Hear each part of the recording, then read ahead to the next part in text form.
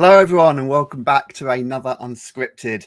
The summer holidays is dwindling away and the new academic year looms. But we have some good news for you, for students and teachers alike. We are very excited. I know some people have kind of got wind that we might be doing this, but we're here to officially launch it. We are releasing a brand new feature in Smart Revise, and it's quite a substantial change to how you can use the product, how you can interact, and the things you can do. So I said this video is for teachers and students alike. I'm going to name the feature. It's called Smart Tasks. Whee! And I'm going to hand over to Dave to tell you a little bit about what Smart Tasks is and why we think you're going to love it. Yeah, cheers, Craig. So Smart Tasks allows teachers to set, mark, and record the outcomes from questions in Smart Revise. And so you might think, well, the product does that already, doesn't it? Because students can already complete quiz questions and terminology questions and exam style questions. And teachers can already look at the answers that students are writing to those questions. And they can look at analytics reports to see the outcomes from those questions. So what does Smart Tasks change about the product? So Craig, maybe you can just give us a little bit of a history into the evolution of the product, and then we can have a bit of a discussion about what changes. Yeah, so obviously, as with all these things, right from day one, we said we were going to evolve this product, and this product started off as a way to beat the forgetting curve.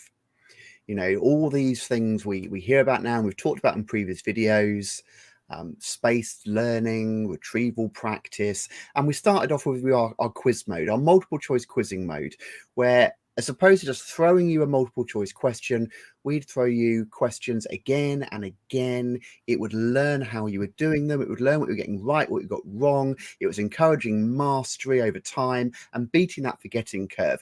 But you had free reign as a student to use that as much as you want. Now, if you've been with us for a while, we evolved the project and then added terminology mode. So you could really crack down and focus on the key terminology that underpins every aspect of the course. And then we evolved it further and introduced this advanced mode where you could actually tackle more exam style questions beyond the simple sort of defined term questions and multiple choice. And we introduced guided marking. But all the way along that process, all three of those modes are totally available to the students to use as they see fit in kind of a free flow revision method. And that's fine. And that's worked really, really well. But as the product's got traction and more people are using it, we've had this cry from the community, teachers and students, especially teachers. That's great, but I love to be able to have some more control over how my students use it. We're using it in starters. We're using it for little tests. We're using it for baseline assessments, but it's random, the questions that come up. It's random how students are using it. And I would like to be able to set tasks, hence Smart Tasks. I'd like to set tasks in a variety of formats. So that is in essence where the need for this came from. It's not adding loads of more questions. I mean, we continue to add questions to our banks and courses all the time, but so it's not changing the underlying mechanics of Smart Quiz, terms, or advance.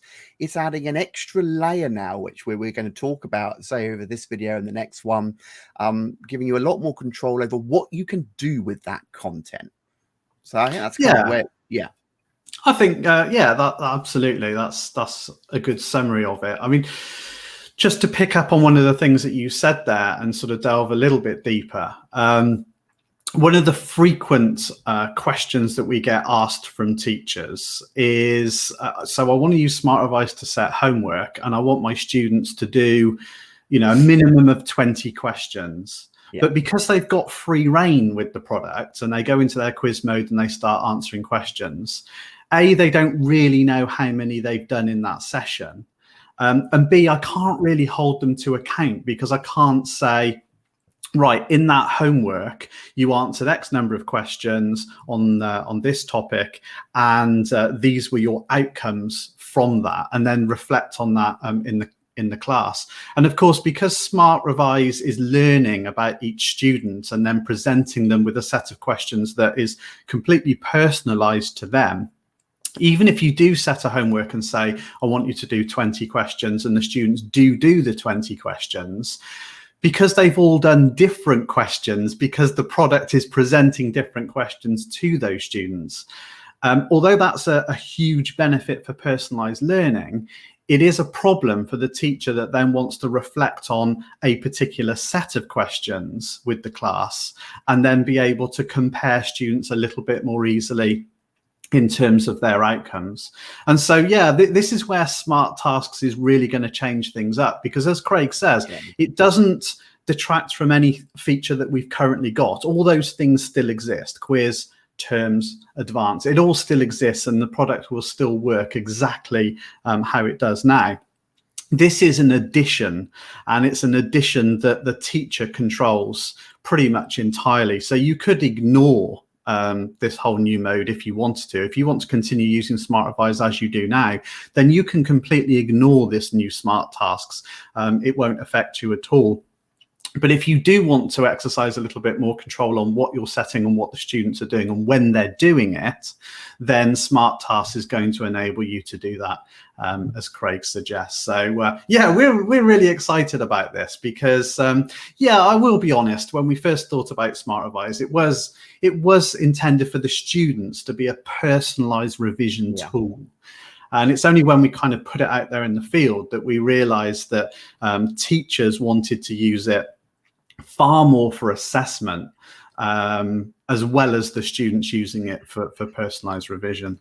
I mean, we've always said this from the start, and people who have been sort of true Craig and Dave-ophiles, if that's such a word, Craig and Dave fans right from the word go, well, no, you know, we do bark on about being practicing teachers, and that we evolve the products that we think you want, and we develop resources that you ask us for. And one of the benefits of being a subscriber to our premium resources is they're not static. And we were very keen to adopt a similar philosophy with Smart Revise, that we would evolve the product. So sure, we had an idea of where we'd start with this, and as you say, it started as a revision tool, a personalized revision tool, a smart revision tool for students.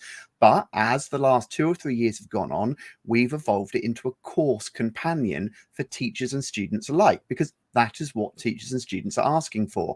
It still does everything we originally set out, but we're just pushing it in the direction that people are asking. So hopefully with each iteration, you know, it serves you and your students better. So that's really where Smart Tasks has come from. Now, as Dave pointed out earlier, we're not going to do a really long video doing a boring demonstration of it. We're going to have a series of short videos being released in the run-up to the launch. I think that we can officially say, can't we, Dave? We're launching this product on the 1st of September. And I should point out, you don't need to do anything.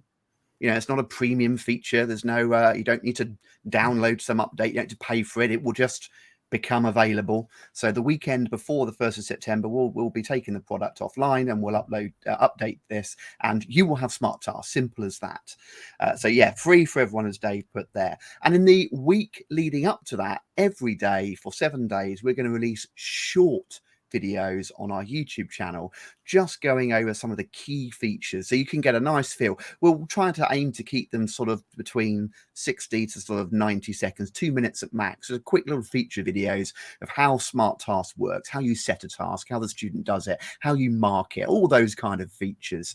But we are going to return next week and do a bit more of a detailed and scripted video on this. We're going to discuss the sort of ways that you could use Smart Tasks, because we appreciate, you know, we're telling you it's great. We can do little feature videos, but, you know, I'm in the classroom. I'm a real teacher on a day-to-day. So what can I do with Smart Tasks? How could I use it during my lesson to further assessment?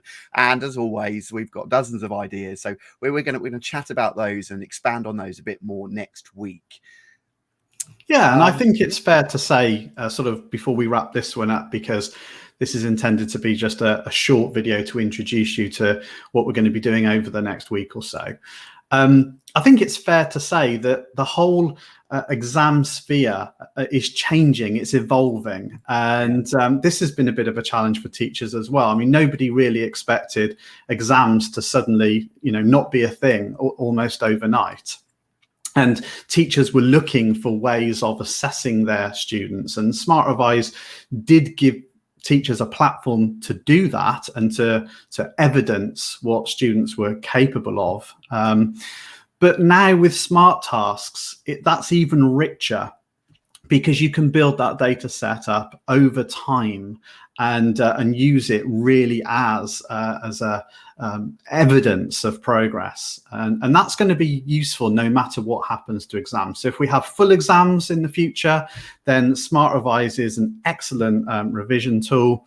If exams are just a part of the assessment sphere, then Smart Tasks is going to enable you to revise for those exams, but also record assessments along the way on the journey. So this really is going to help teachers and students out enormously, regardless of what happens with exams in the future. Brilliant. Well, I think that's a record, Dave. That's one of our shortest videos, but I think we've said everything we want to say this week. It's a nice intro. So see us again next week, I said, where we're going to explore some of the things that you could use Smart Tasks for, some of the real everyday reasons and applications of this new feature. But until then, thank you very much, everyone, and we'll see you next week. Bye-bye.